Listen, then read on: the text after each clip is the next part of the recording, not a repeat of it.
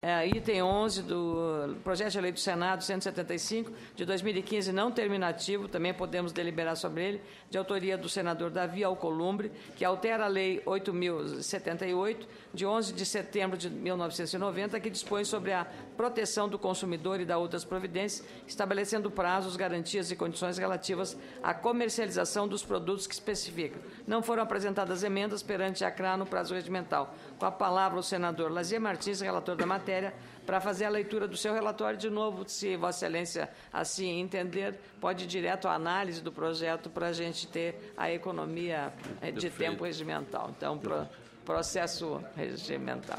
Muito obrigado, senadora Ana Amélia, prezados colegas senadores, telespectadores, né, Ana Amélia, que estão nos acompanhando por esse Brasil afora. Esse projeto é daqueles que não deixa ninguém de fora, porque diz respeito ao consumidor, portanto, interessa a todos os brasileiros. No relatório, que é bastante extenso, se detém a examinar alguns itens que deveriam ficar fora. Então, eu vou direto à análise, também deixando de lado alguns tópicos que me parecem secundários. Na análise, os primeiros parágrafos são sobre aspectos formais, alguns reparos que já foram resolvidos. Então, com respeito ao mérito, primeiro esclarecer bem do que se trata. Esse projeto de lei do Senado 175 deste ano, do senador Davi Alcolumbre, altera a Lei 8.078, de setembro de 1990, que dispõe sobre a proteção do consumidor e das outras providências, estabelecendo prazos, garantias e condições relativas à comercialização dos produtos que especifica.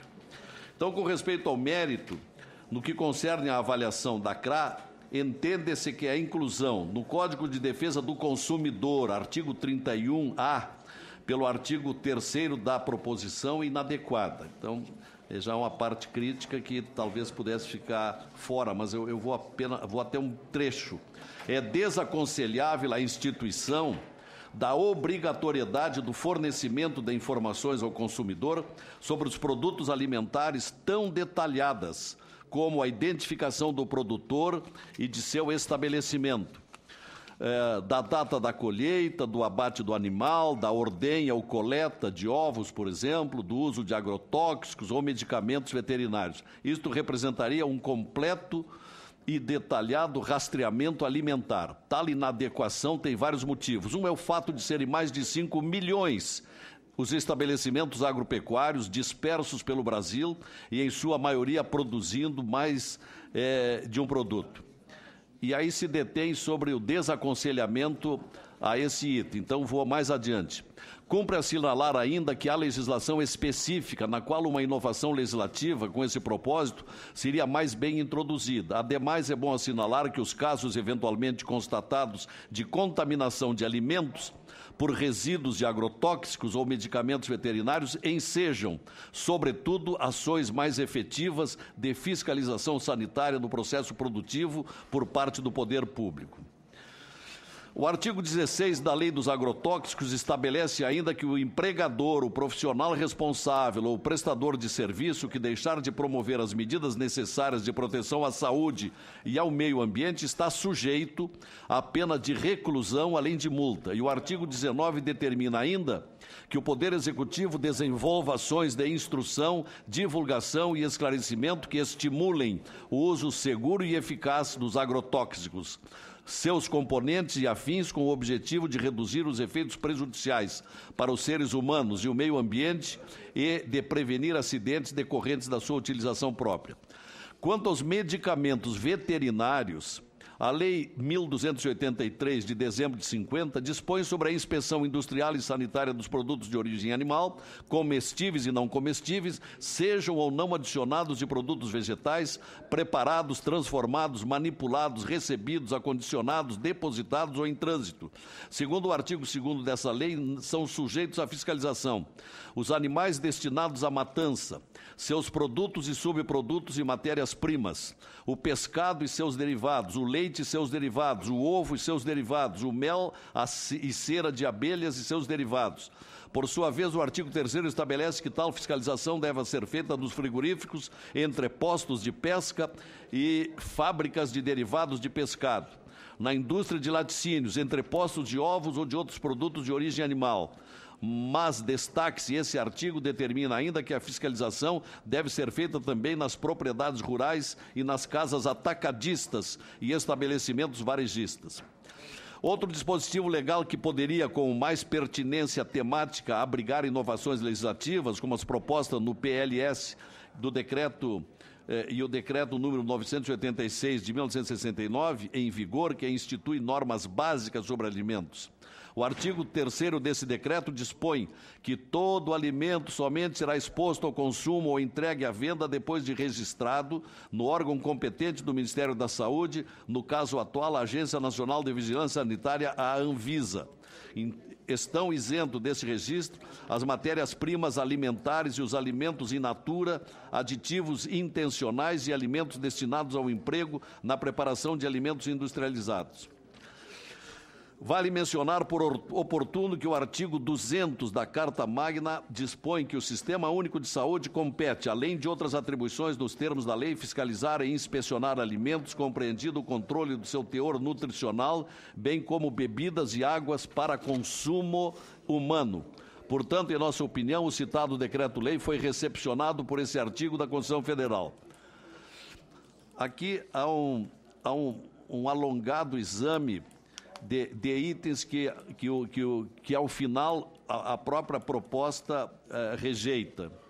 Então eu vou um pouco mais adiante, porque, como eu disse, o relatório é muito longo. A legislação fitossanitária e zoossanitária atual, portanto, não admite a comercialização de produtos alimentares que contenham resíduos de produtos químicos utilizados na sua fabricação ou os apresentem em níveis não permitidos. Nenhum produto de origem vegetal que tenha recebido agrotóxicos durante a sua produção e tenha sido colhido antes do prazo de carência pode ser colocado à venda. Não pode, mesmo se aplicando para produto de origem animal. Porém, que garantias o consumidor tem ao comprar um produto industrializado ou in natura, de que sua produção foi objeto de fiscalização e que, portanto, não há contaminação? Não é possível ao poder público estar presente em todas as cadeias produtivas e fiscalizar todo o processo produtivo de cada alimento, devendo fazê-lo por amostragem. Mas ainda assim o consumidor não tem plena garantia da segurança sanitária do alimento que adquire. Se alguma falha ou omissão tiver ocorrido na produção do alimento ou na sua fiscalização, o consumidor, em tese, corre esse risco. Em nossa opinião, seria cabível exigir que o setor da distribuição de alimentos, seja o pequeno, médio ou grande varejista, garanta e se responsabilize legalmente pelo fornecimento aos seus clientes de produtos alimentares saudáveis e seguros. Tal exigência já existe para diversas outras categorias de produtos e é, inclusive, tratada no próprio Código de Defesa do Consumidor. Assim, devem os distribuidores exigir de seus fornecedores atacadistas, agroindústrias, a garantia da inocuidade dos produtos vendidos. E esses, por sua vez, devem exigir dos produtores rurais que garantam que tais produtos foram produzidos em acordo com a legislação sanitária e de defesa agropecuária, para que, inclusive, devem contar com a necessária orientação e responsabilidade técnica. Os distribuidores poderiam submeter voluntária obrigatoriamente a análise laboratorial por amostragem eventual, o que reduziria custos de monitoramento comparativamente aos custos de rastreamento alimentar proposto pelo projeto de lei. Os produtos que adquirem de seus fornecedores, atacadistas ou agroindústrias, os quais, por sua vez, poderiam fazer o mesmo com relação à matéria-prima agropecuária ou produtos in natura, adquiridos de produtos rurais. Isso ampliaria, e já estou chegando à conclusão, isto ampliaria a capacidade de autorregulação e fiscalização das cadeias produtivas, representaria uma fonte de vantagens competitivas e se daria ainda sem prejuízo o em complemento às ações de fiscalização, já compreendidas pelo poder público, como do Plano Nacional de Controle de Resíduos e Contaminantes.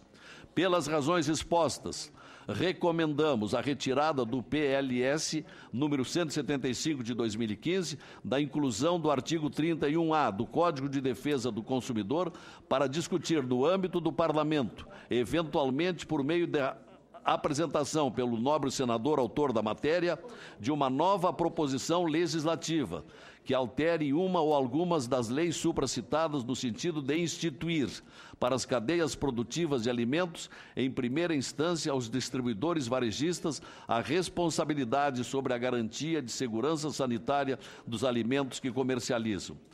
Voto. Pelos motivos expostos, opinamos pela aprovação do projeto de lei do Senado 175 com as emendas. Emenda número CRA, desse ao artigo 20, proposto para a lei número 8.078, de 11 de setembro de 90, no artigo 2º do projeto-lei do Senado 175, a seguinte redação: artigo 20, inciso 1º, a reexecução do serviço sem custos adicionais e em prazo não superior ao previamente pactuado. Parágrafo 3º.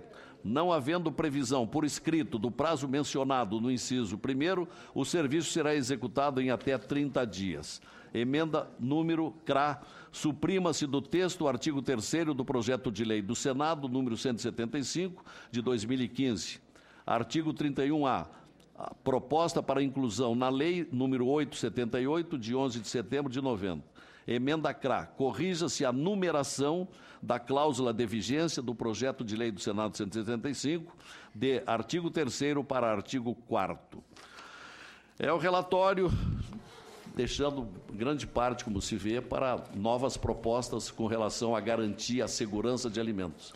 Eu agradeço ao senador Lazier Martins. Essa matéria não é terminativa aqui, ainda vai para a apreciação na CMA. Eu consulto os senadores se eu posso suspender a discussão para que votemos, porque os senadores, porque agora nós conseguimos, graças ao apoio do senador Donizete, o quórum para votar duas matérias deliberativas que já foram examinadas.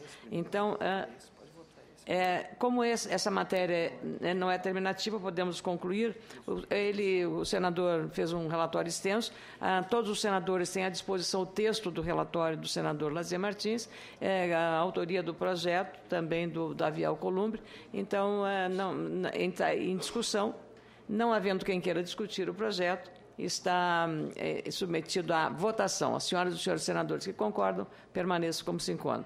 Está aprovado o projeto. Aprovado o relatório do senador Lazier Martins, que passa a constituir o parecer desta comissão favorável ao projeto com as emendas que especifica números 1 a 3 desta comissão. A matéria será posteriormente aprovada pela CMA. Agradeço, senador.